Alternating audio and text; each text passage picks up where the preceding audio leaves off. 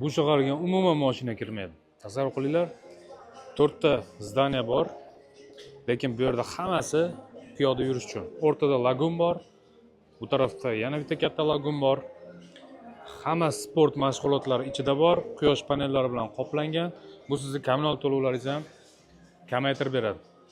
Shaharga umuman mashina kirmaydi. Bolalaringiz xavfsizligida xavotir olmasangiz ham bo'ladi, chunki buni atrofi o'ralgan bo'ladi. Bolalar tashqariga chiqmaydi, mashinalar umuman kirmaydi. Mashinalar faqatgina yer ostida bo'ladi. Bitta kirish bu yerdan bo'ladi, ikkinchisi bu yerdan bo'ladi, uchinchisi narigi tarafdan. Ya'ni binolar tagidagina faqatgina mashinalar yuradi va tashqaridan yurishi mumkin. Hozir men sizlarga buni showroomini ham ko'rsataman.